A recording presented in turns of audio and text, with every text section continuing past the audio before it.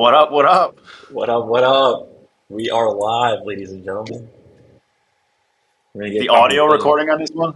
Hopefully, I'll tap in. We need to so much stuff, man. I just really want to make this. I just want to make things easier. But the main takeaway from today was that you shouldn't try to chase what's easy. You should try to embrace what's difficult.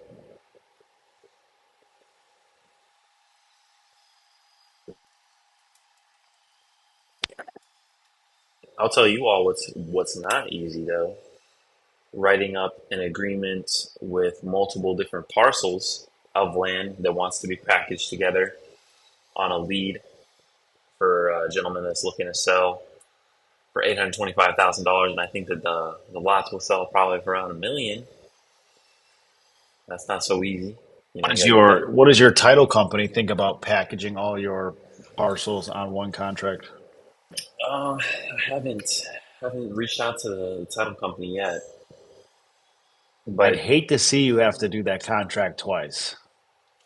well, that's why we bring it up to the show. That's why we have an amazing Mr. Matt Riley to tell us, hey John, I think you should And check with the title company. I think The I think in a multiple purchase contract, whether it's houses, whatever, multiple pins, parcels, you should probably check with the title company to see how they would like it to be done. Some don't care. Some will accept it all on one, but some want it divvied up into each individual. It just depends. Now, obviously, if it was 100 parcels, they might ask for a few on each. They were not going to say, "Hey, give us 100 different contracts," but do it, package them together, two, three, four at a time. It just makes it easier for them, and then it also makes it easier where, God forbid, you have 50 on one contract, and then say something's wrong with three or four of them, whatever it could be, tax liens or whatever it is, and you have to remove them. Well, now it just becomes a complicated thing. So sometimes they like it separate so they can identify each one separately in that situation. I appreciate you bringing that up. I will reach out to the title company on this one. The plan was I was just going to write the APN numbers because it's all like in a square. They're just parceled differently, so they have different APN numbers, and I was going to include the APN numbers.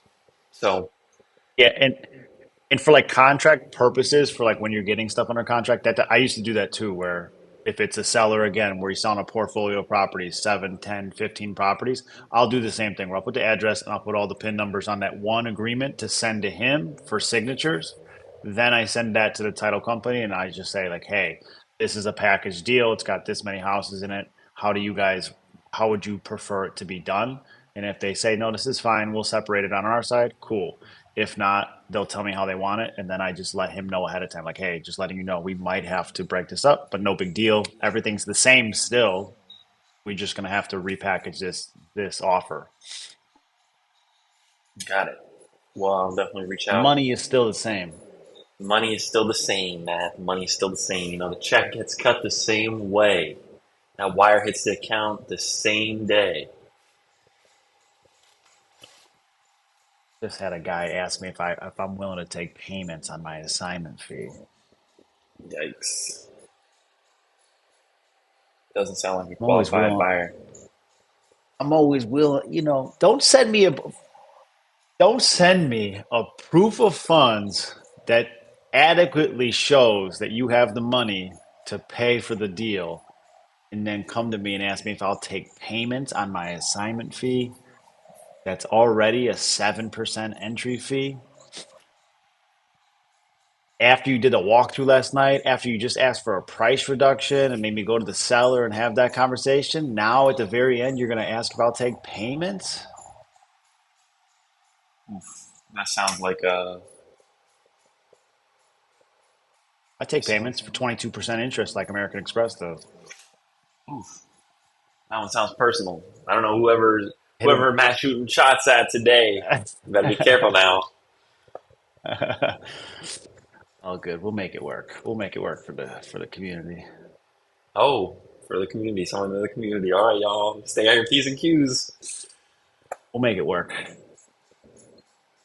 But I did send out the Yes. agreement, the revised agreement that I've been documenting the process on for the other land deal, and hopefully I'll hear back from them today. But I gave both parties a call and I handled all of the objections verbally over the phone. They said they shouldn't have any problem. So we'll see. They print out the document. I'm sure they'll review it together and get back to me. So what's the plan? What is so this is a land deal? So this is going to be what? Just a straight wholesale? Get it under contract for under market value? Just list it for market value essentially? Closer to market value. Yep, So a land novation in a way? that's all it is. That's all I want to focus on. We got the single family How does stuff. it how does it feel to be John Johnson, who was ahead of the game with novations, where I went on a Dan would like this. I went on a Nick Perry rabbit hole last night. One of his ads hit my Facebook, and so I was just like bored on the couch, and I was going, and he's been preaching novations now forever, and he's like, if you're not doing novations in 2020 Q1 2024, like consider it you're behind. So how does it feel to be John Johnson, that's been in the novation game now ahead of the curve, where you're already situated in the novation game and you're not even having to like figure it out Q1 2024. You already got all your contracts, your agreements, you already got your novation deals under the belt. Well, Matt, every day is a blessing. Um, I just want to give grace, give thanks to God, for putting me in this position. But I certainly had to work to get into this position. This wasn't just given to me.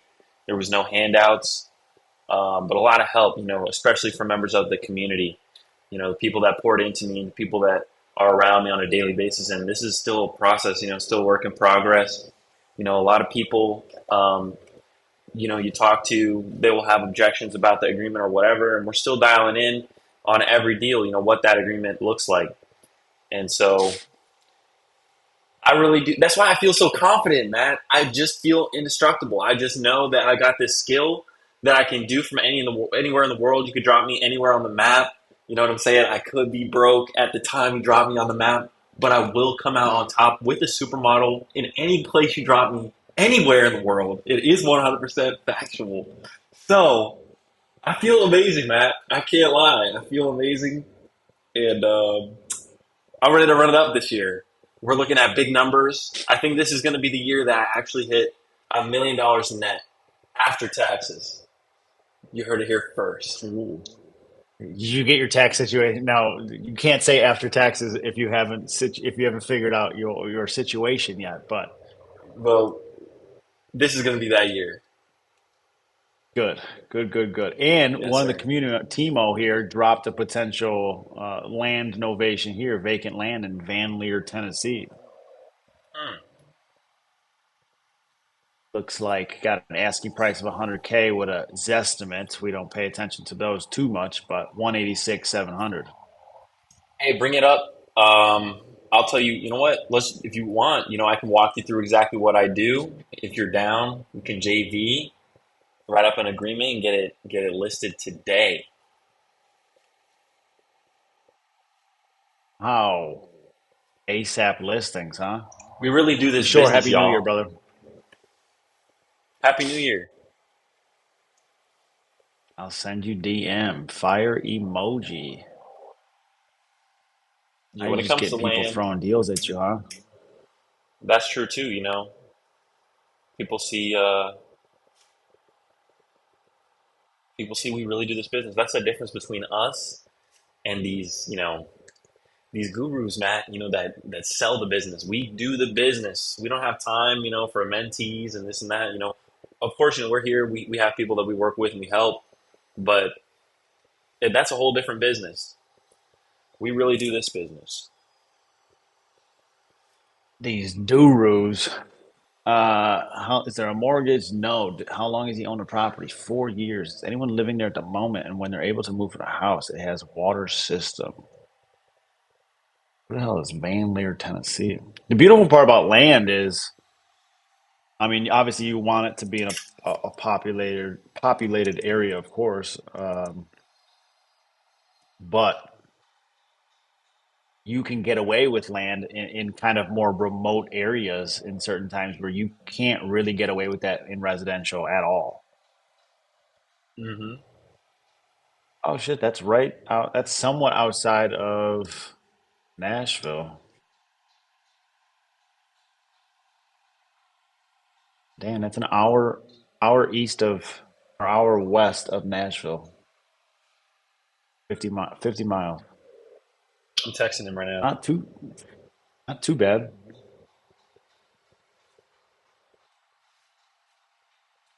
I'd love to break this That deal Middle down Tennessee, live. man. Booming. I was actually on the Booming. phone with a guy. I guess I was on Saturday. Yeah, Saturday. Oh, I got I got baptized over the weekend. Crazy. Whoa. Yeah, big moves, big I moves. thought I thought I recognized an aura about you. I saw like a glow kind. I Is wasn't it sure. Now I the know Holy it's the Holy Spirit? Spirit. Amen, The Holy amen. Spirit. Well, I tell you what. Because look, I was talking about it, earlier in the month, beginning of the year. I was like, I feel like I'm just not satisfied with things. So I had to take a deep dive, into my relationship with Jesus Christ, and I figured, it's time to get baptized, take it to the next level. deep But dive in, deep dive in that holy water. I took the dive in the holy water, y'all. My man did a cannonball. You got to get right with you got to get right with yourself, huh? Hey, that's right, yeah. But Good for you. no, I appreciate it. I appreciate it. It's all a journey. Let's see here. Okay, so this is Growing up before our eyes. it's crazy. I wouldn't even imagine. What's crazy, Matt, is like I'm looking at my life right now from like the outside looking in, but like I'm living it right now, and it's like, how did I get here? It's weird, but it's happening very quick. It's weird. It's weird. Um, Temo is not direct to seller on this. I don't think he's saying he's got a partner. So that's the number one thing, guys. Uh If oh. you Uh have a oh. lead, you got to be direct to seller. You got to be the one in control of these deals to really JV. Because there's at some point there's a lot of hoops you're jumping through. I'm not sure if he's not a direct seller, if he's got a partner that's working directly with him, but it seems like there's another party involved. But we'll have to get everybody involved to get on that call. But in the meantime, if anybody has a land deal they want to underwrite live, what I can do is I can show you step by step exactly what I do to evaluate deals. This is for the one time though. This is too much sauce to be, I just was gonna say are you sure you want to do that? I know, right? It's crazy. This is like I'm dropping all Step. the sub two sauce right now. I'm feeling like Matt Riley. Where's that Section 8 course Yeah, at, man? I'm waiting on that. there was times where I would be dropping it and I'm like, shit, I should not be. What am I doing here? This is not for the general public. Oh, there's definitely. This is no service to me to be doing this. But um how long how many steps do you think that process is from the time that you look at a piece of land wherever it is on prop stream or wherever you're seeing it from or a PPC lead or whatever from that point to getting it under contract, how many steps do you think there are on the land novation side? Well, the first step is anytime you get a prospect or a lead that tells you that they want to sell, is you got to pre-qualify that person. So you got to make the phone call. That's the first step, is to make contact, be in direct contact with the seller, and you have to qualify this lead. So what is it that you need from this seller? It's the same thing: motivation. Why is it that they want to sell? The timeline. How quickly are they looking to sell? The condition of the property. Now, with land, the main questions that you want to be asking are, does this property have utilities? Does it have access to electricity? Are there any building restrictions? What is this property currently zoned? What are the future use zonings that are permitted if they know? How many acres is this land? Um, does it have water and sewer access? Stuff like that. Those are all very important questions. Um, is it in a flood zone? All that stuff is important. It really depends on the market, but those are all very important questions. to ask about the condition of the property, and then the price. How much are you looking for? And now, guys, this is a huge gem. Not a lot of people talk about this. I don't think I've heard anybody really talk about this. But when negotiating larger lots, typically sellers have an idea of how much they want per acre. And so when you're negotiating these larger lots closer to, 10 plus acres, right? And a seller has a specific asking price per acre, and you ask them, hey, is that the best you could do?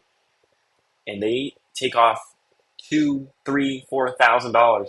You multiply that by the amount of acres, and that's a huge, huge discount that you're receiving just by asking one basic question. For instance, on the Georgia deal that I closed on last, what was that? September. That seller wanted 65,000 an acre. When I asked him, I said, "Is that the best you could do?" And then he came back and said 60,000, or he wanted 70,000, and I'm gonna do got the it down. best I can do. Is that the best that you can do? Just want to make sure that we're both doing equally the best we can do in this scenario. That's absolutely right.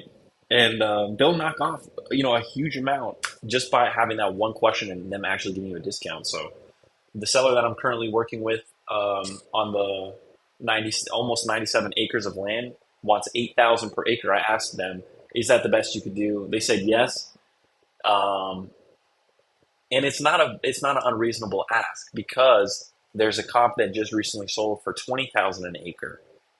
And so even though that comp had more road frontage, I think that there's probably $2,000 to $4,000 an acre sitting on the table if we were to market this on the MLS. And that multiplied by almost 97 acres is close to $300,000, worth of spread. So stuff like that. And when you come to negotiate land, and then what you got to do is you got to go and you got to look at what has actually sold. And now when it comes to land, I mean, these are resources that nobody knows about. I didn't know about them. These are not resources that are really widely talked about. But there's this one website, all right? If you guys don't already have it, Oh, he's gonna do it. My man's feeling crazy. The Holy listen, Spirit is taking over and giving us gems. we are blessed. We live in an abundant world. There's more than enough opportunity for everybody to, provide for themselves and their families, their loved ones, in abundance. But specifically for this website, you guys will have to JV with me. There is no way to learn about this Oh, website. oh no. There He is did, no he way to did it. learn about this website without JVing with REI Rev. Just kidding, guys. You guys are here today. Oh, So, what is the name of that website? That name of the website is called land.com. All right. So, you go oh, there and you check what has recently sold in the area, and you see, okay, what are the price per how many acres are selling? How much did those acres sell for? You get the price per acre, and then you say, okay, well, I can see that the average price per acre in this area is selling for $20,000. Okay, I can negotiate this lot to get it under contract for $5,000 per acre. I know that if I have a comparable lot, I can sell that lot for anywhere between $10,000 to $15,000, and it still be a discount in comparison to the other acres that have already sold. So, with that being said, that's some serious sauce. If you guys don't already know about it, you do now. The 46 people that are here today, you guys got to keep it on and the if you DL. don't know, now you know. You know. Hey, and then you just lock it up, and the I'm using a completely different agreement now. I'm no longer using the wholesale agreement that we've been used to be using, which we shared with a discount. Now we're using a completely separate agreement, which also grants Good. us power of attorney to actually be able to list this property on the seller's behalf. And we also include in the agreement that we have the full right to be able to market our interest in this property um, any way we please, as including the multiple listing service. So very, very important. I've consulted with a few different people that are doing this business at a high level, one of which I spoke to on Saturday.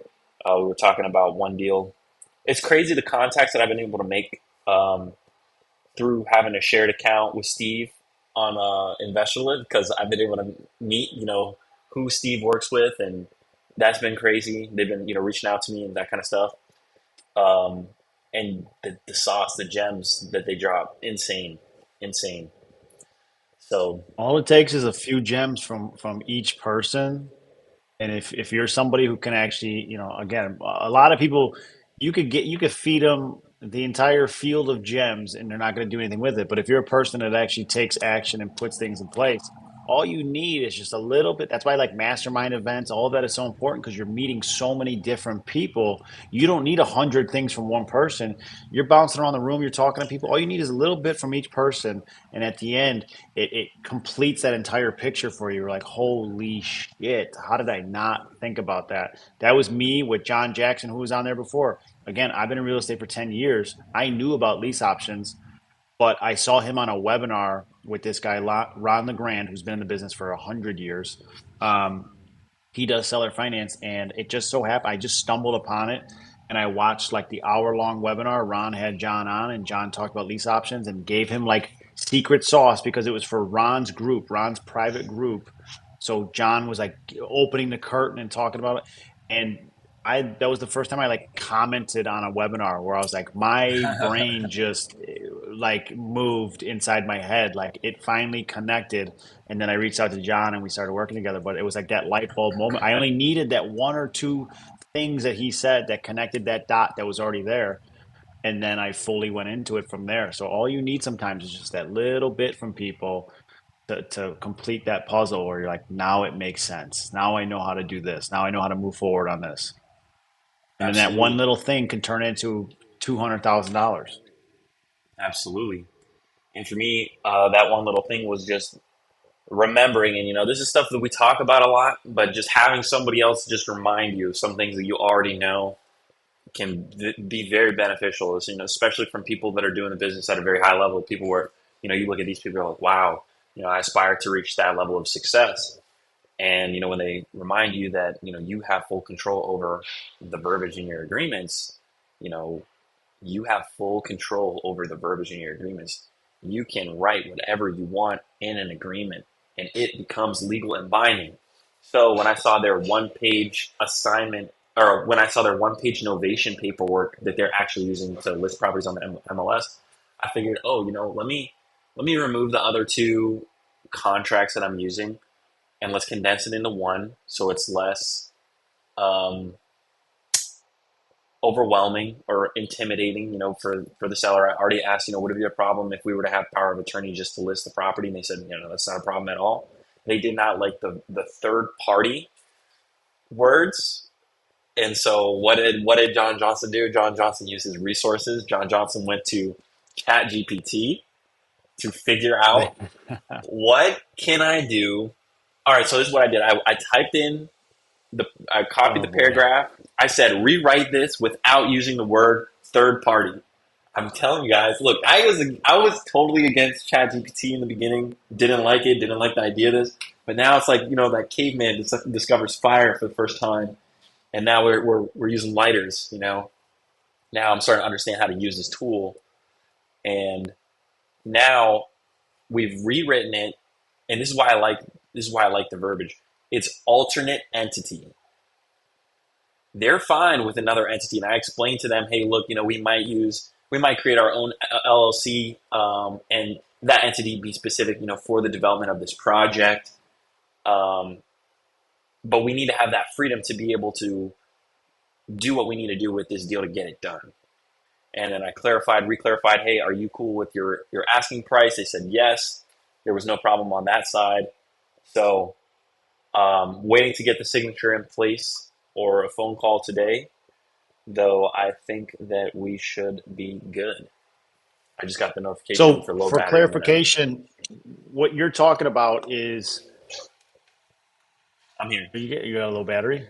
Yeah, I gotta plug my computer in. I'm here though.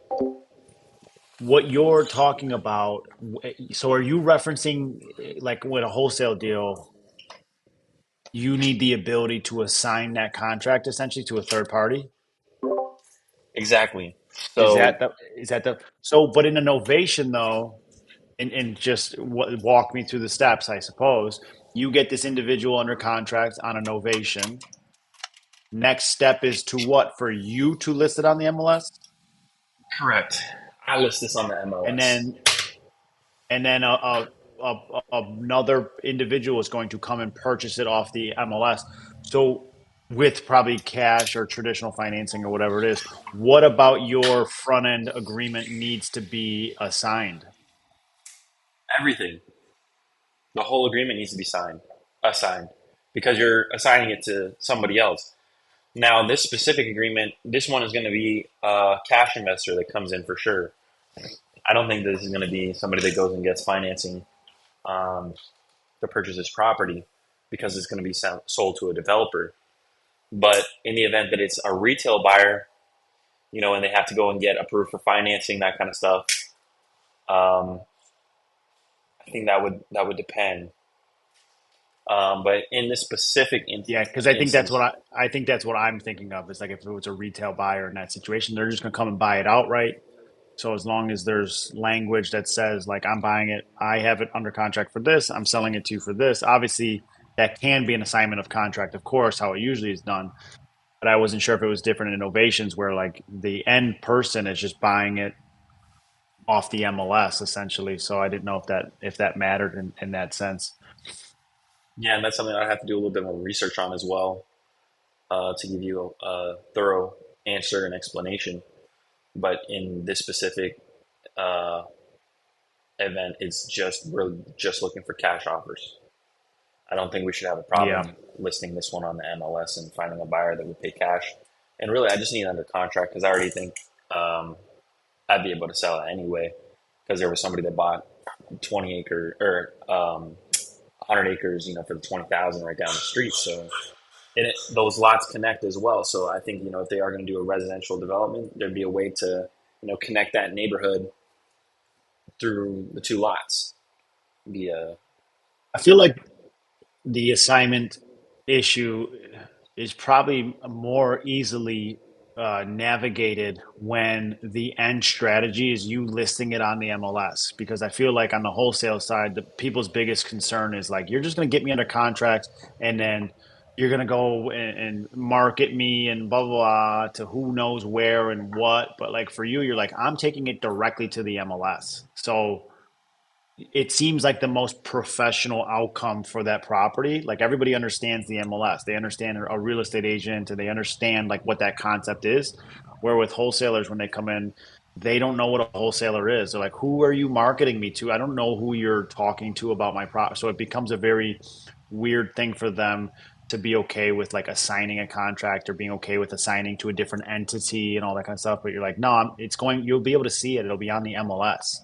I feel like that's an easier thing for them to be okay with, and that or easier to navigate that conversation, as opposed to being like, I'm going into my buyer database that I have, and they're like, oh, is that even a real thing? Who are these people? So at least it's like the MLS is a reputable thing that they understand as the end goal of what you're trying to do. Yeah, and then explaining, that the reason that we're going on the MLS is we just want to explore all of our options, letting them know that, hey, we're probably going to post this and see if there's anybody that would be willing to partner with us on this. We'd like to be involved. Ideally, we'd like to be involved. However, if it makes more sense for us to just assign this over, um, we can do that. But having thought about that just right now and hearing myself speak through that, if possible, it would be insane to get equity in a development, say like 1, 2%, 5% on top of an assignment. That would be insane.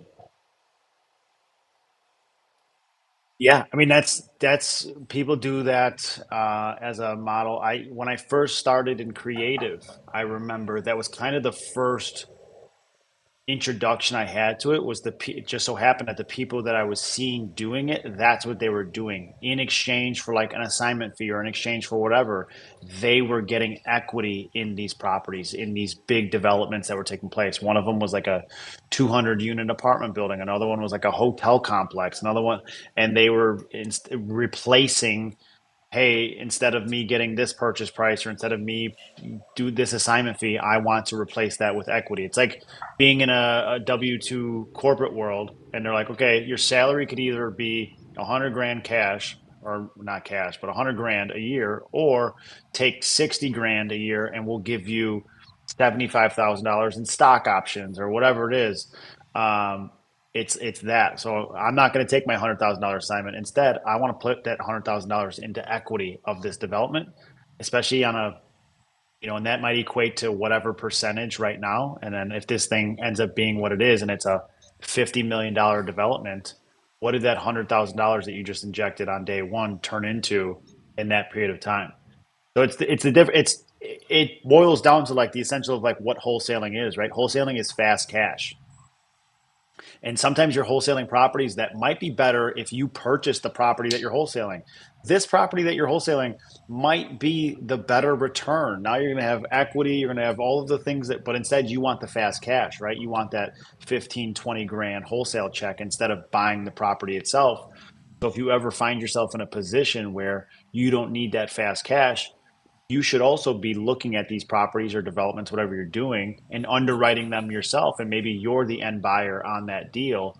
And that's one of the smartest things to do. You're a wholesaler. You're getting first eyes on these properties most of the time. You're the first person to talk to this person. You're the first eyes on it. You have it under contract. Why not, if it makes sense, buy it yourself? Get equity in it. Yeah, I think that's very true. I think, the main hurdle that people are struggling with in the beginning, when they're first getting started in their career, is just they don't have the access to the capital to be able to purchase and close on them themselves. Yep. That's why this is supposed to be, though. This is why this is the plan is to treat this like a business, right? Like the same way that like I talk to real estate agents and I'm like, you don't want to be selling houses when you're 70 years old, do you? Like there's no retirement plan as a real estate agent. Like you don't want to be that old man, old lady realtor slinging up. Maybe you do. I don't know. Maybe you're bored, but like for the most part, you should want, hopefully in that 30-year career of real estate, you were able to put something together that you can rely on and is the nest egg in your retirement and the whole deal. And it's the same with wholesaling. Like you should be treating this like a business. Of course, it's great in the beginning for that fast cash to build up that surplus to, whatever. But there is such a thing as reinvesting back into your business to make more money, to grow more money. But also, if real estate is your jam and that's what you want to be doing, and you're interested in it truly outside of just being a wholesaler, you're interested in actually owning real estate property. You're in the right business.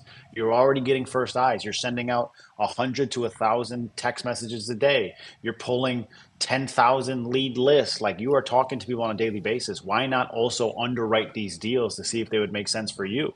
And then start negotiating on your own behalf. Right now, you're negotiating on someone else's behalf. That's why I hated being a real estate agent at the end. It's like, I started doing showings on weekends, multi-families and everything. And I was like, I'm here working on someone else's portfolio. I'm here looking at properties for somebody else. Why am I wasting my entire weekend and hours and time building someone else's stuff when I should be taking that time to do my own? So if you're actually interested in real estate and not just as a wholesaler looking for fast cash, learn how to start underwriting these deals yourself and start looking at different ways to get yourself involved in those deals that you're wholesaling. Again, some of you are just look. I've wholesaled some deals where afterwards I was like, damn, I should have bought that deal for sure. For sure, 100%. Like this deal in Tennessee, the $2 million one, I just sent out I redid the agreement to get a lower monthly payment. So before I was at like 10,500 a month. Now I just got it down to 9,000. He sent it over to the financial advisor, um, trying to get a 36-month lease option instead of 24. The equity that might be in that house by the time by the time it's due, $2 million is agreed upon today in Williamson County, Tennessee, which is the wealthiest county in Tennessee, is the fastest growing population in Tennessee. The property values here have increased exponentially just in the last 5 years. Houses that were purchased for 500 are selling for 1 million to 1,300,000 already in the last 5 years. Agreeing to $2 million today that I don't have to pay for 24 to 36 months. What is the possibility that that house is going to be worth 2.3, 2.25, 2.4? What are my options at that point where I can turn around and seller finance it to someone else or lease option it to someone else? And what's called a sandwich lease. So a sandwich lease is where you're not, it's like arbitrage. I'm not the deed holder. The seller still owns the deed. We have agreed to $9,000 and a $2 million purchase price. I could then lease option it to someone else for $10,000 a month and 2.2 million. So now I have a $200,000 equity spread, and I have $1,000 a month in cash flow.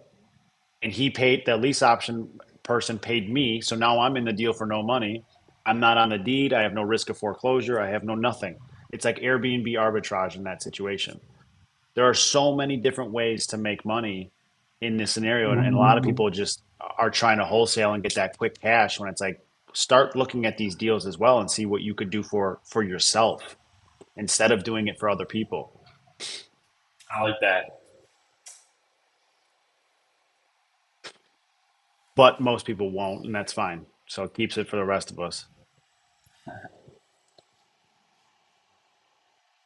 We've summoned Dan from the depths. Here he I'm here. is. Here Back. he is, y'all. I'm back. From the My color is still depths to my the color is still not penthouse. great, but Good morning. Yeah, you're kind of I'm blending in back. with you're kind of blending in with your wall back there.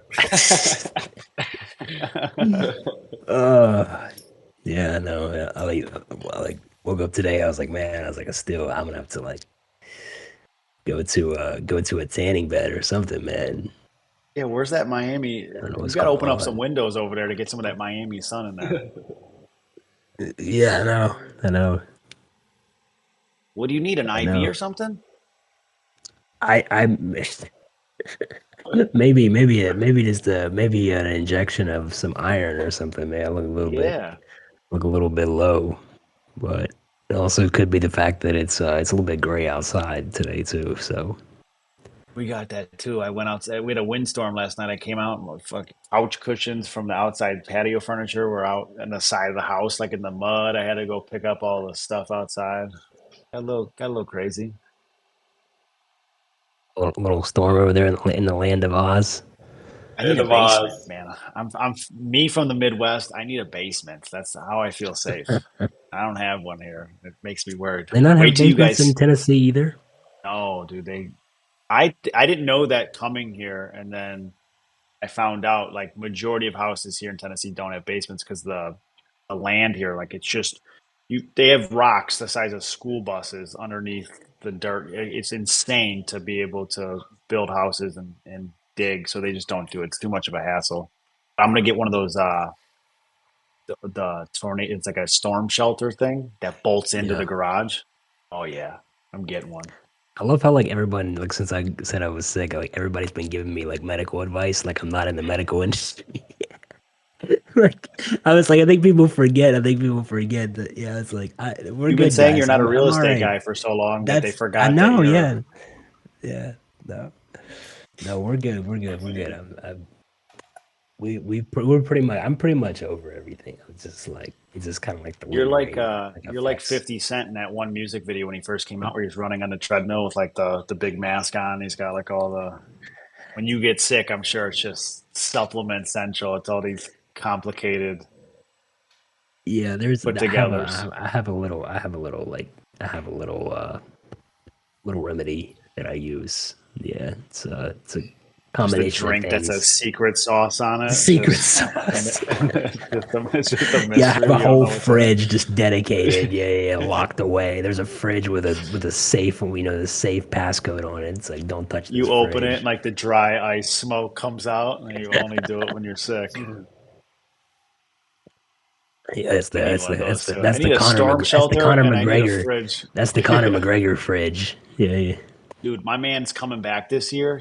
I watched his announcement. He was like eating and drinking wine and he announced it. He should not come back. He does No, not look good he in that shouldn't come video. back. He shouldn't come back.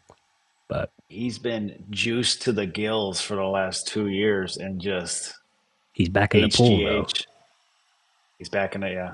He announced it right as USADA like is leaving the UFC, so it's kind of funny, but he just doesn't look good. His face is the size of a watermelon. He looks. It's just gonna be bad for the brand. I feel like, but Chandler will finish him. Yeah, man. I don't. It's not good. You hate to see it. Don't meet your heroes in real life. He's never a hero of mine, but it's just one of those things Meet your you don't necessarily heroes want to in see real him get life. knocked out. You don't want Who to see said it go that? down like that. I've met my heroes in real life, man. Not all of them. I still got to go out to freaking Tennessee, but no. Come on down. Hopefully we make that happen this year or next year. But Come on it's down. it's crazy, man. It's Just crazy. click your heels together a couple times, and you'll be Yeah, there in a matter of seconds. the Wicked Witch will come pick you up, dude. I'm far from Kansas. All right.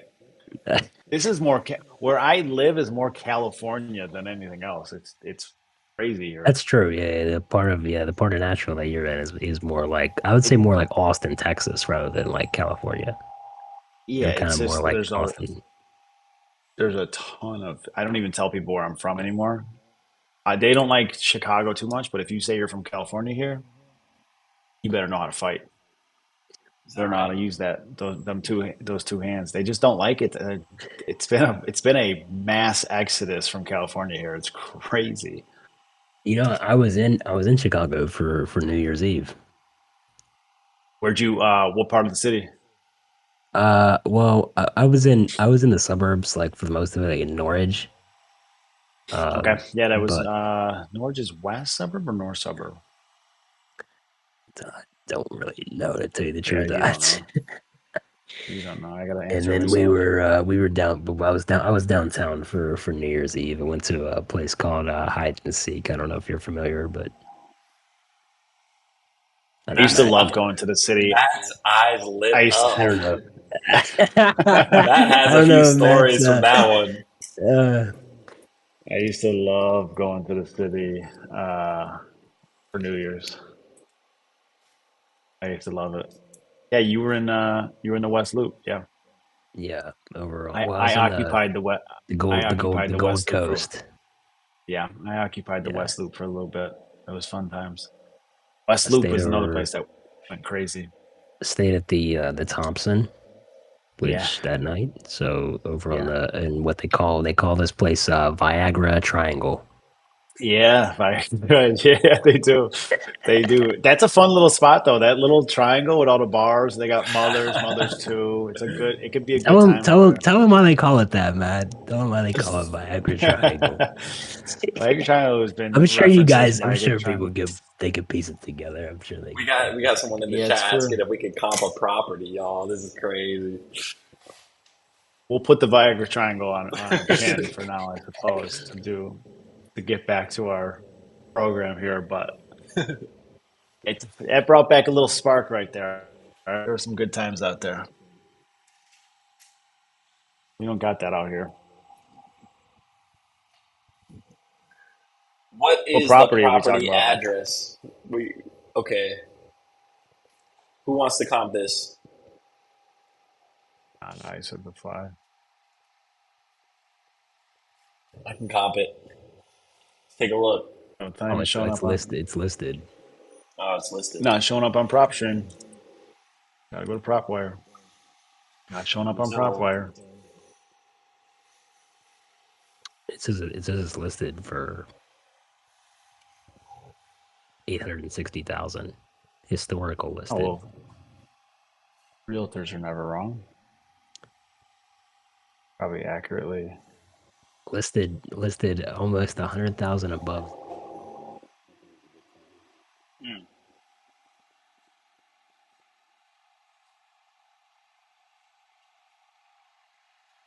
All right. Home estimate. Take a look Under at y'all. contract for 780.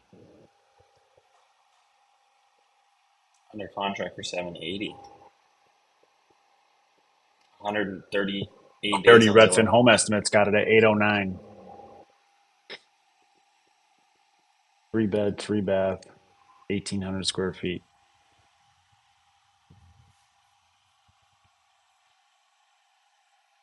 3/2/1815. Let's see. Is this one right here?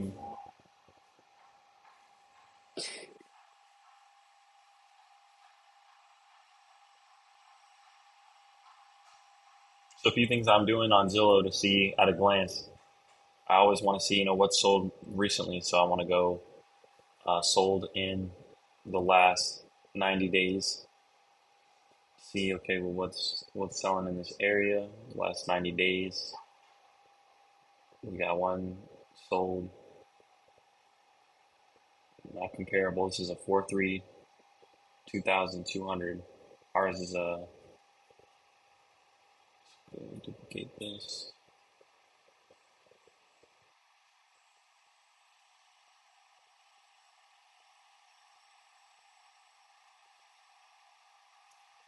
Ours is a 3.2, 1,815. So it's another 4.3, 5.4, 3.2. Ours is a 3.2.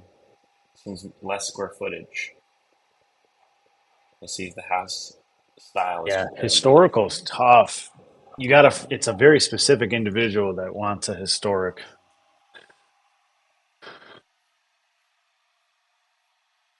You have people that love them, that's why they're buying it, and you got other people that steer clear of it, especially on like the rehab investment side of things. Yeah, I mean, these just don't really seem comparable looking at the inside of Mary houses. said 528 32nd Street on Privy, 975,000, October 2023.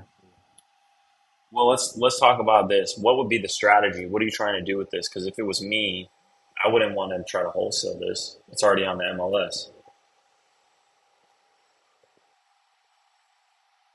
I believe she already has it under contract and assigning it. She has it under contract for 750, I thought she said, but assigning it for 780. She already assigned it. Mm. Mary, was this already assigned, or this is your 780 is what you're looking for the assignment?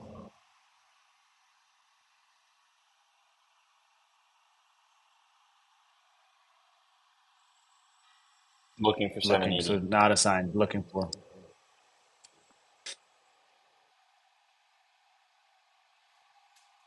Hmm. It's Palm Beach, Florida. Morning tomorrow. This is the one.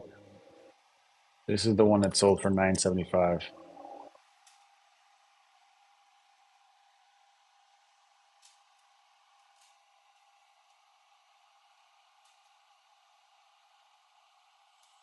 So I suppose what would it take for your property to look like this property?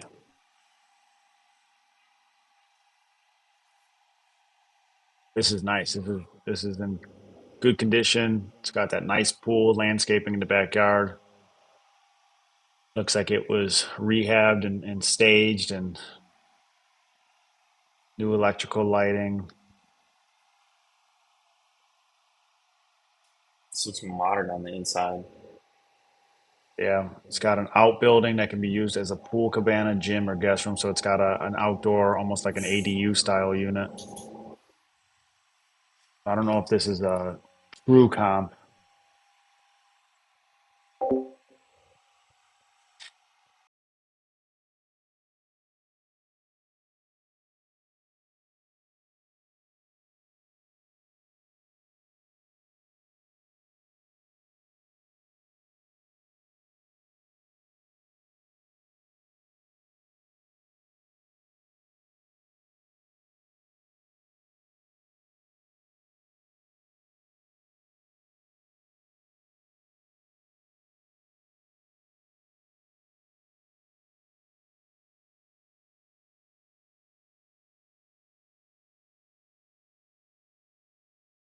John's still looking.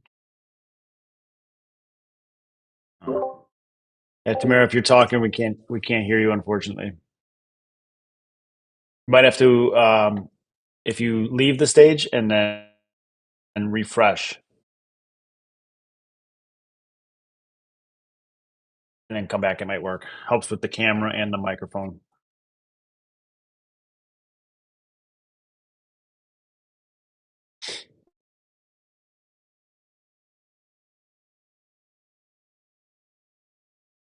Mary's all over it though. She's shooting out some comps here. 410 34th Street flipped to 1.4 and 623. Let's see what that property looks like. 3-3.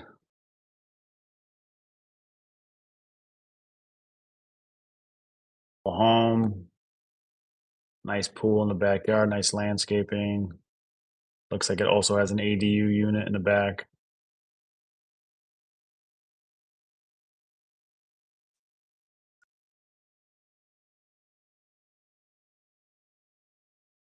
I think Privy would be a great one for this property since it's in Florida. So you'd be able to pull all the comps directly from Privy.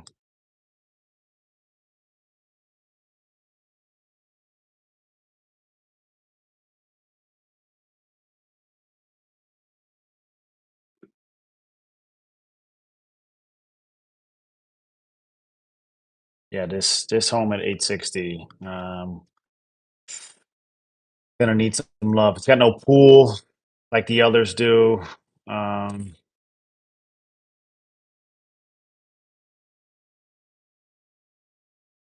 I would say it's gonna need at least 150,000 in order to get it to the 975 mark, which is the 528 32nd Street on Privy, sold for 975 back in October. This house, you're gonna have to redo the kitchen. You're gonna have to redo all. You could probably salvage the floors, but that backyard needs to be completely redone.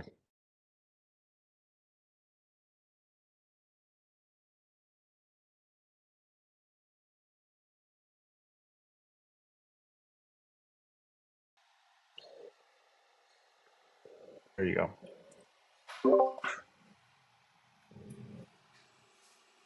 I hear I think something. it's just too close to market value for. I mean, it depends on what is trying to be done with this, but I guess you could,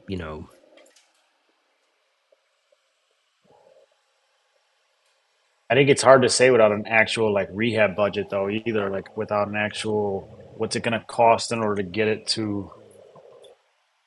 I think that 1.41 is maybe not a real good comp. Um, I think the 975 is what you should be looking at, that one. So what's it gonna cost for that house to do a rehab to be in that comparable condition? Again, both those have nice in-ground pools with the landscaping, the full surface level around the pool, a possible ADU unit in the back. So what's it gonna cost in order for you to get to that point, that level of rehab and condition? And then you're gonna have to work backwards from there on your price. I imagine rehabs aren't super cheap in Palm Beach.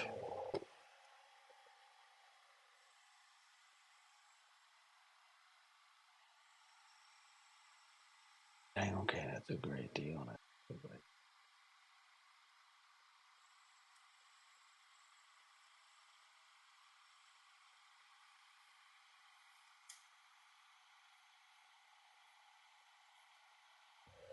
Brother, I don't.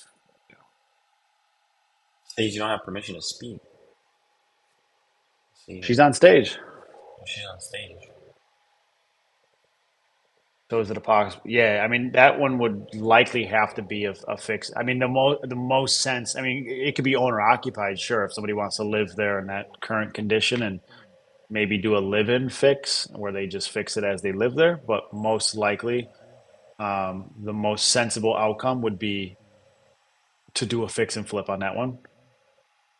So, getting it at X amount of dollars, putting the rehab into it, and then likely either selling it or refinancing it and pulling out your proceeds, and then keeping it as a buy and hold if that's something that is done in that area. I don't know if, short-term rental or whatever that strategy might be, but likely would highest and best use is likely to a fix and flip, I imagine, with a goal of probably 975 to a million as an end sales price, but it has to likely be comparable to the one that sold for 975 back in October.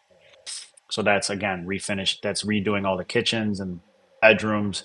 You're gonna have to redo that entire backyard. It's a hefty project. So I would definitely recommend trying to get a quote on what that would cost, or talk to local fix and flippers in the area.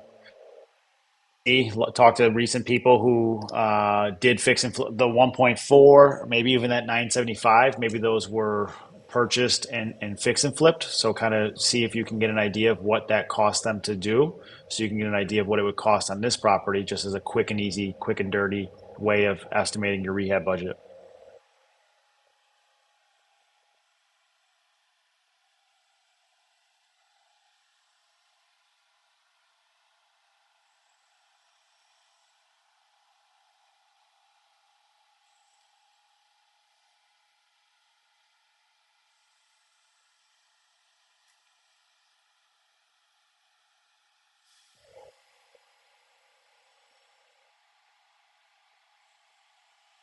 All right. Well, I'm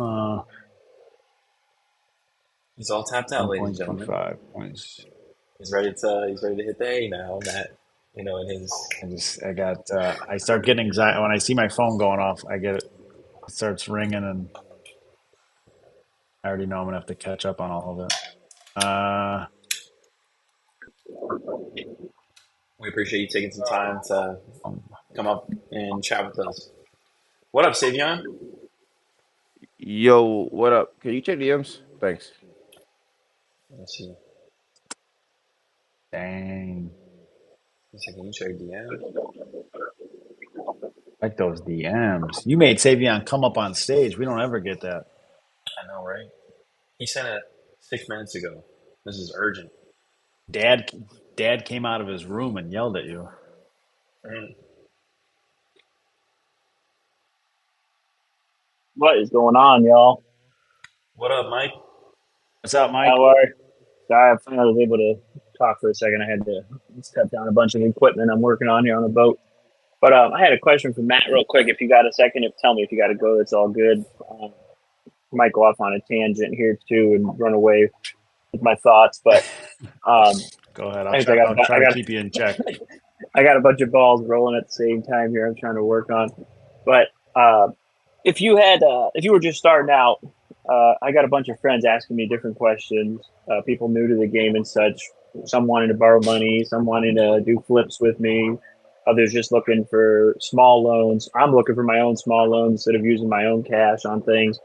But if you were starting and I owned my home free and clear. I've never taken any type of HELOCs or anything out on it to use it for anything.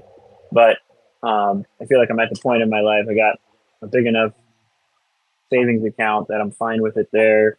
So I got two properties I'm looking at to buy and flip them. And if you were just starting out and you could do that, a lot of people are asking me the same question too that I'm trying to give some advice to. I've been sending them in here too to come and learn. But what would you do in that situation? Would you take out traditional mortgage on something if you knew you only had to hold it for 6 to 8 months? Would you take out a HELOC on your own house to buy and flip something? Or would you just look for a hard money loan? No, I mean, the last thing that I would probably do is get financing on my house. I probably would not take a mortgage out of my house. You're in a position that many people wish they were in, which is having a paid and free and clear home. Um, so that's your nest egg. That's your worst case scenario, doomsday. I could sell my house if need be and I can get access to this cash if that's so I probably would not get a mortgage. I would entertain a HELOC. Um, the only thing that I ever get concerned with, and not saying that you're just starting out, but like when I first started out, the big thing was like business credit. People were, and it's still very prevalent in this market, but like the get business credit cards. We'll go through a round of business funding. We'll get you $100,000 to $200,000 in business, and it's always business credit cards, which is fine, 0%. And people see that and they're like, oh, free money, right? Like it's in my business. I get 200 grand and they don't have the business plan set up prior to getting the money. Then they get the money and they don't know what to do with it. And it's 0% for 12 months or 15 months. And then that shot clock expires. And if you didn't use it correctly, you got $200,000 worth of debt now that you got to pay off to a credit card company at 22%. So HELOCs are much friendlier, but HELOCs are also floating. most of the time as well. So I have a line of credit with Chase Bank, and I got it right before rates kind of shot up, and my monthly payment shot up when rates went up. So you have to have a business plan of what you're going to do with the money if you do a HELOC. HELOCs are great for rainy days. Right now, your house is probably worth the most it's been worth in the last 20 years. So getting a HELOC is a great rainy day fund just to have that emergency. If you ever need it. If you're doing fix and flips, I don't personally like fix and flips, but if that's your expertise or what you're interested in, I don't like it because it ties up a lot of cash usually, and then it's just what the market decides it's going to buy the house for. A lot of things can go wrong. I could sell it for less. I can hold it for a lot longer. But if that's your jam, just make sure you have a very good business model. But nothing will ever beat like you make your money on the buy always. So fix and flip could be you might get an over ask and all that's great, the what ifs, but you can never truly lose per se if you buy it right every single time, no matter what you're doing. If it's a buy and hold, if it's a fix and flip, protect your margins on the front side when you're buying. And if you have a HELOC, you're essentially a cash buyer. So Yeah. don't be picky in your purchases. Don't be the guy that looks at every single deal that comes across his table and is like, "Yep, I'm a buyer for this one. I'm a buyer for that one." Be picky. If 100 come across your table, don't buy 100. Buy two of them. Make sure you're very, very tight on your. You're going to make your money on the buy, and then you'll be able to replenish that HELOC every single time if you're doing fix and flips or whatever. Maybe you're buying them at such a discount that you can be a buy and hold investor. So you bought it at such a discount that you can refinance that property right away, pull out your initial entry, pay off your HELOC, and maybe even pull out a couple extra bucks because you bought it at such a good discount. Now you have a buy and hold with $0 invested. You paid back your HELOC, so you're safe.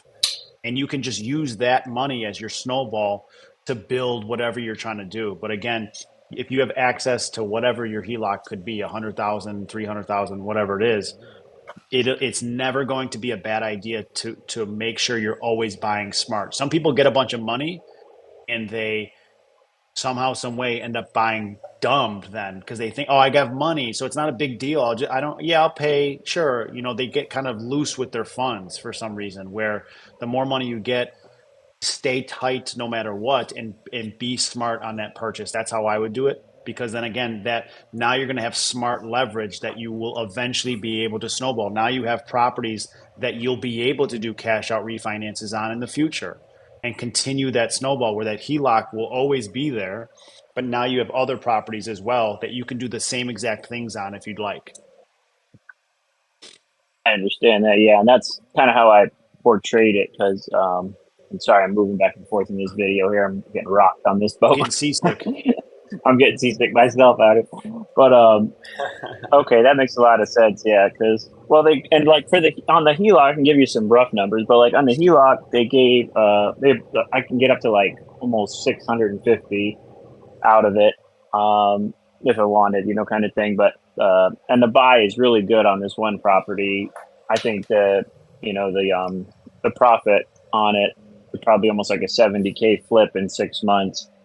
And that's probably easy, versus just wholesaling it. But we got the buyer's the seller's a bit of he's kind of got some issues going on with them. So I need to either just buy it from him directly. I can't do any kind of novations or anything seller finance with him. He's just kind of lost his marbles. He wants it gone. But like I was saying, I got a couple of friends that want to do smaller flips. They just want me to loan them money. So that's why I was trying to start a little fun thing that I had talked about a couple of PML's weeks nice ago. But too. Yeah. If you have yeah, access to cash like that, loaning money out is great. Obviously, if you're doing it correctly with the correct documentation, correct, make sure you're securitized against, something that's appropriate. So in the event it doesn't go wrong or that it goes wrong, you're protected in that, situation. But that's a yeah, great way to park money. That's great for cash flow. It's great for those disbursements on the back end when they actually get paid out. And then also too, again, if you have access to that, you can almost divvy up your cash 50-50, half for private money or however you want to do it, and the other half for investing purposes. But again, with that much money, again, treat your HELOC. You're a cash buyer, so you're coming into every transaction, every conversation as a cash buyer. You want a cash buyer discount. for When you're sure. coming in with a loan, if you're a traditional buyer and you're coming into a house with a pre-approval, it's really hard for you to negotiate and try to get price reductions because it's like, dude, you're not even in control of your deal. Your lender's in control of your deal. You just have a piece of paper and a credit score. The underwriter with the lender's in charge, the appraiser's in charge. There's 13 other people that are in charge of your deal. You're not. As a cash buyer, I got cash in my bank account that all I got to do is write a check or wire the money over. I'm in charge of my deal. Not a single other person can say yes or no besides me. So I need a discount for that convenience. And again, being smart with your purchases is the best thing that I mean, obviously that's advice for anything in general, but being smart and hard nosed on your decisions, you will make money on the buy. Secure yourself on the front side. So, God forbid anything. We hope that rates are going to continue to come down, right? We hope the market is going to continue to be better.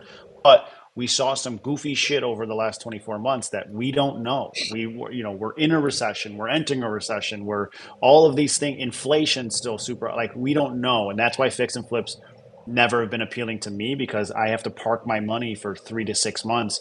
And sometimes market changes.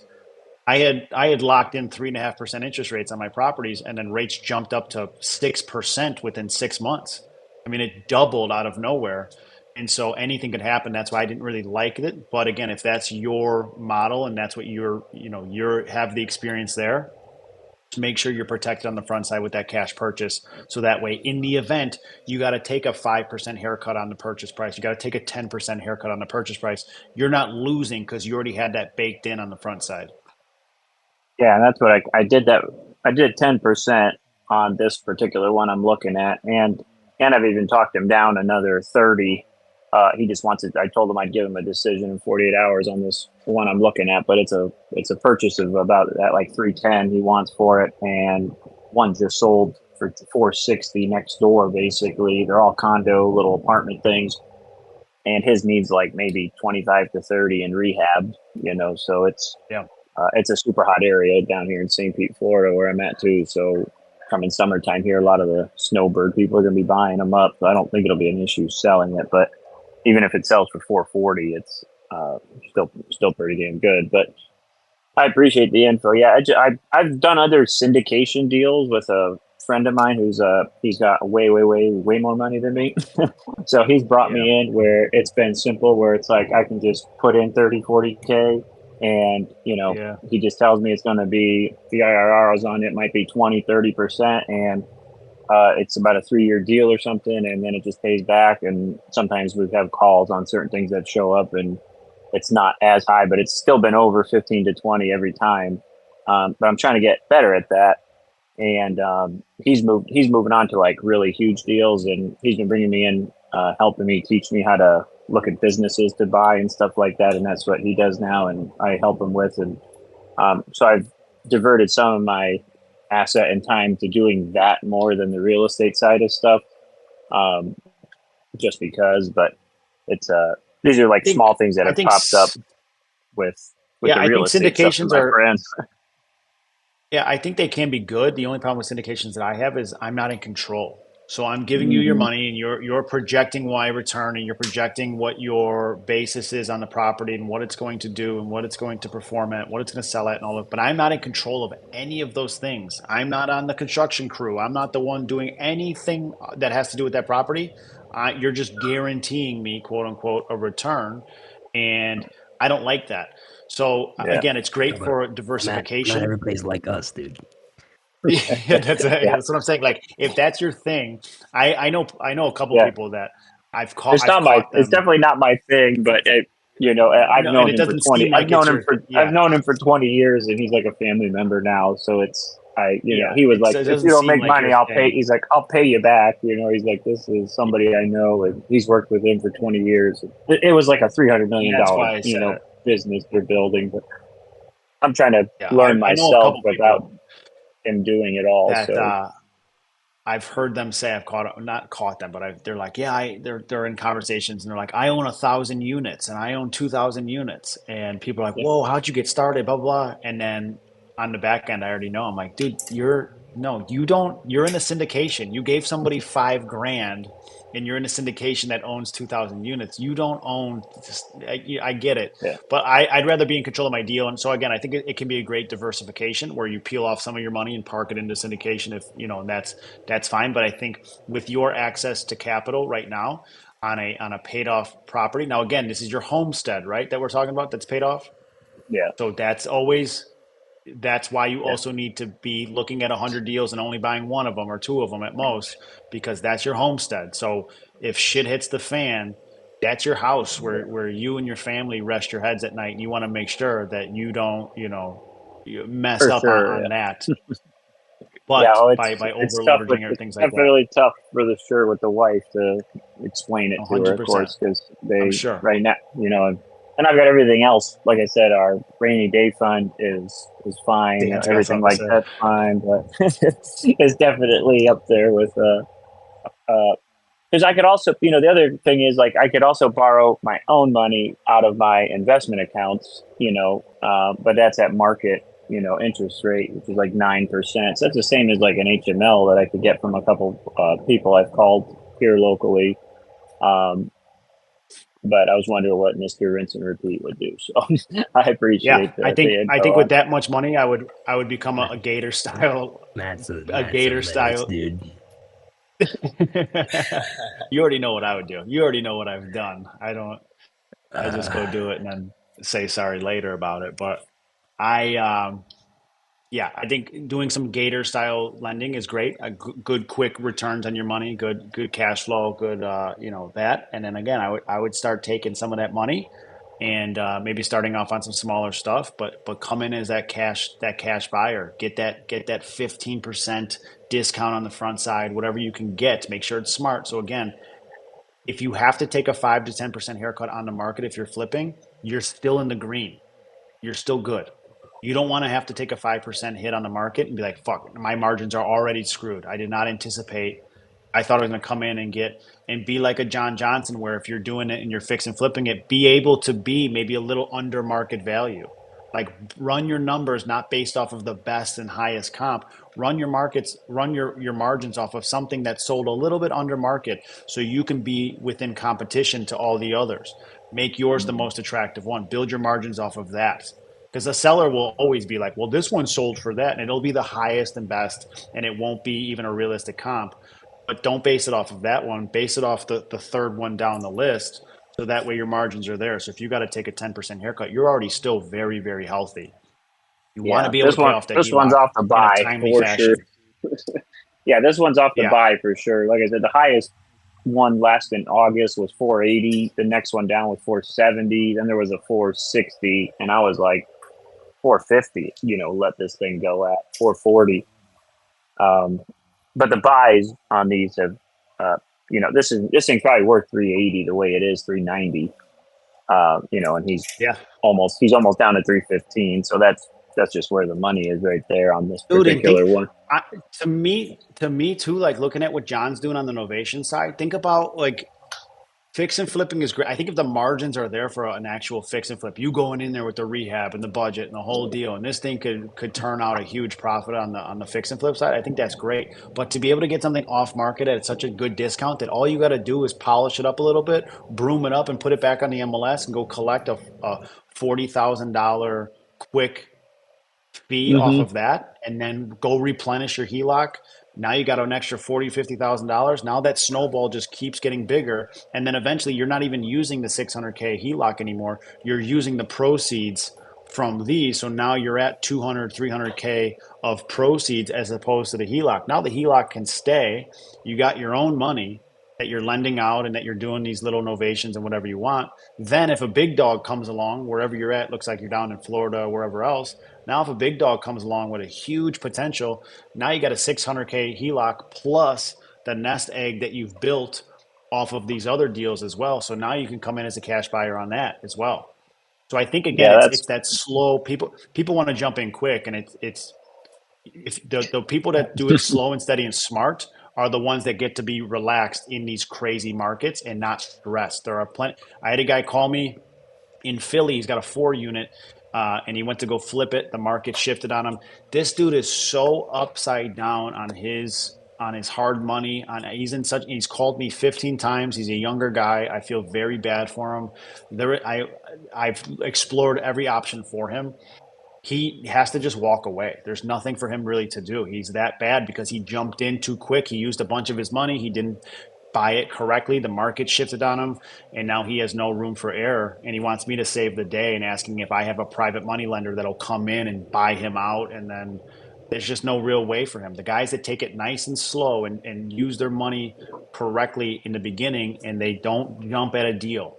Get it at the price you want it and need it for. If it's not at that price, don't buy it.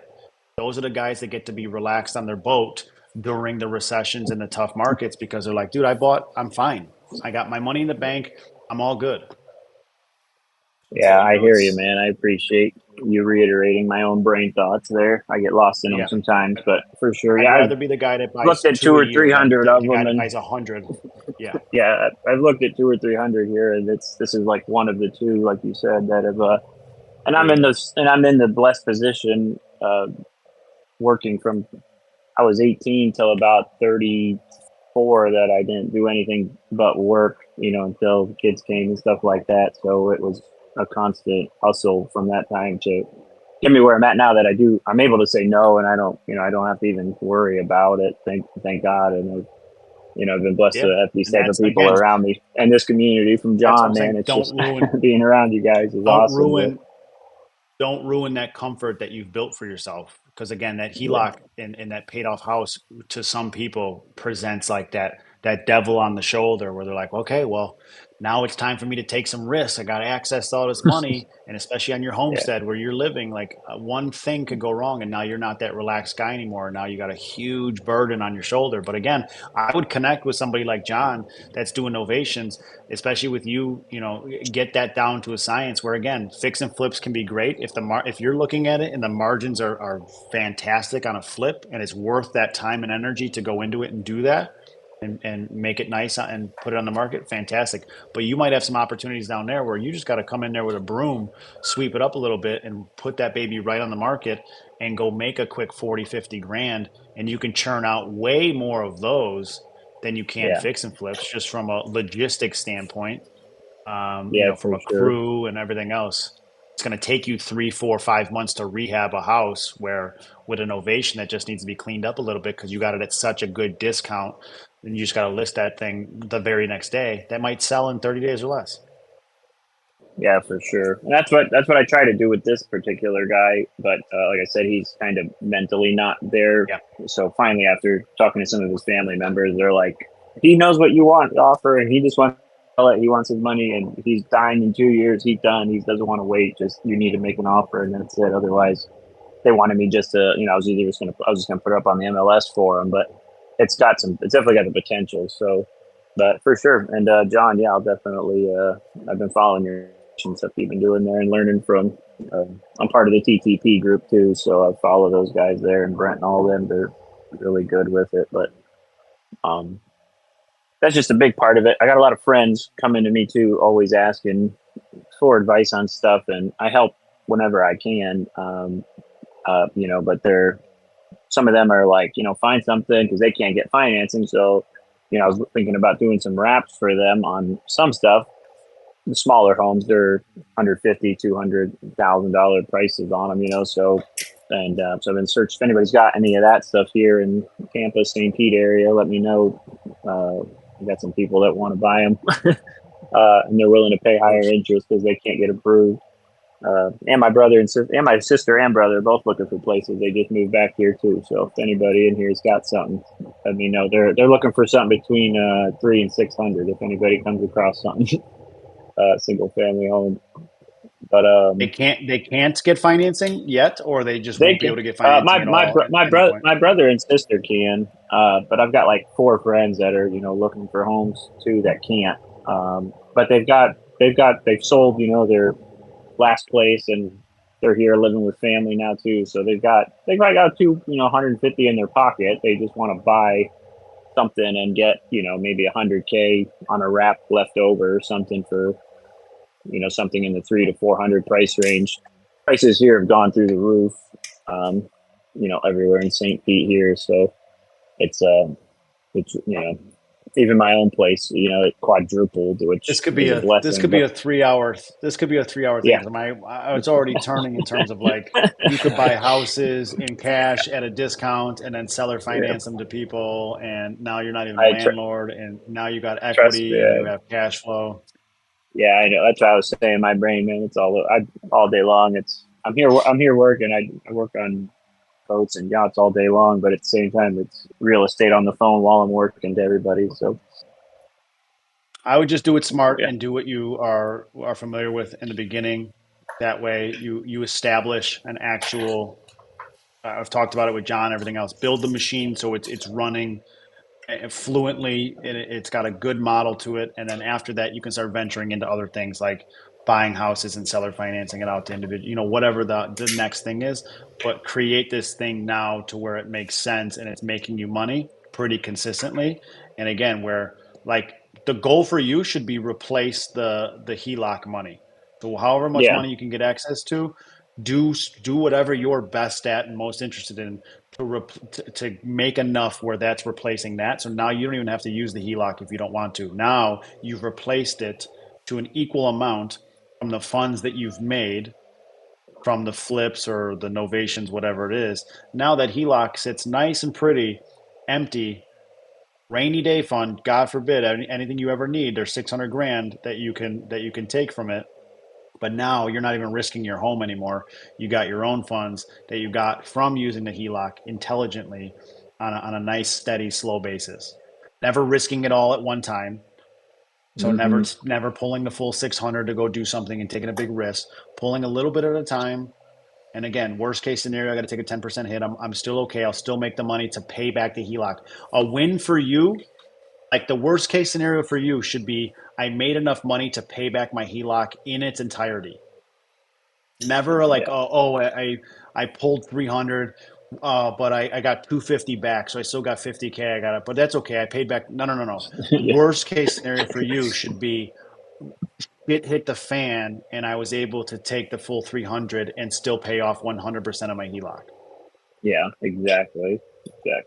Just to And kind of that's what, piggyback and on that's how what you Matt should is run your saying in numbers every terms time. of like the novations and that kind of stuff. If I were you and you had access to 600 grand and you want to run up a check very quick with little to no risk, I would invest in marketing and I would do what we're doing with these novations on single family or multifamily. Just run it up. You can spend like 5 grand.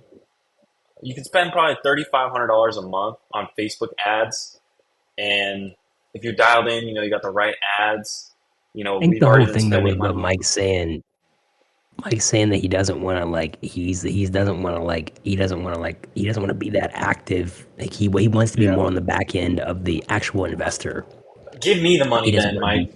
You should give me the money. We'll put it on Facebook ads, Don't, and we'll don't get do you a don't return Me on the your don't money. money. don't do that, Mike. Don't do that. Don't ask for that, John. Don't do that.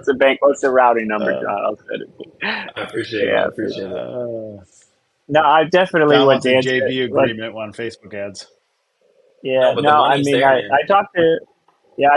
I talked to Dan about it too a little bit with his stuff, and we had a little chat with a couple of things, and I'm kind of like I've gotten to the point, like I said, in my life where I'm here, and I've killed myself to get here. I feel like, so now I'm very protective of what I'm trying to do, but I'm very trustworthy to other people, and You missed the I feel like train. You that's missed the just train, Mike. You missed the train. Somebody else beat you to the train.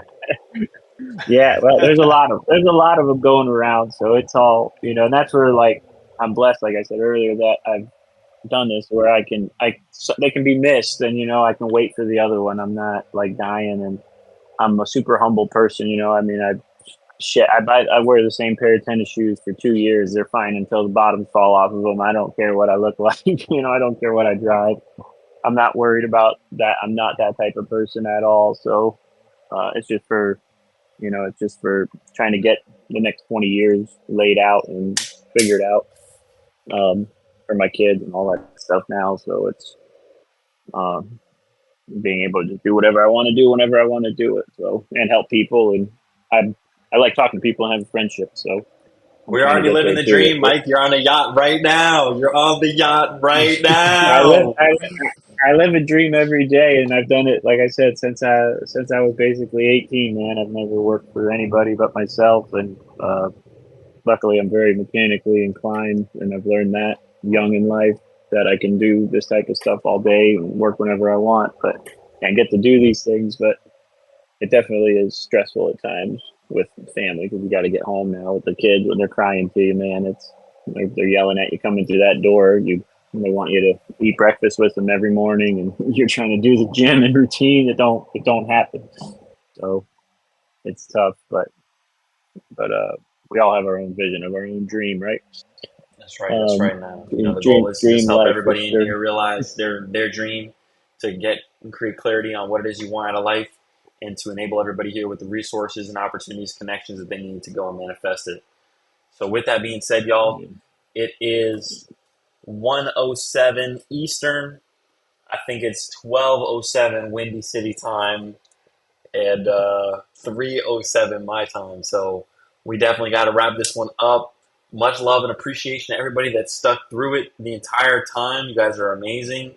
And we will catch you back here tomorrow, same time, same place. Listen, if you haven't already, please consider inviting somebody you think will benefit from being in proximity with us. Send them that link. Send it around on Facebook. I think that there's some like creative group, popular group. I don't know what it's called, but spam it in there. Let people know that this is the number one most valuable real estate community in existence. Send them that link, reirev.com, y'all. We'll catch you here tomorrow. Peace. See you, everybody.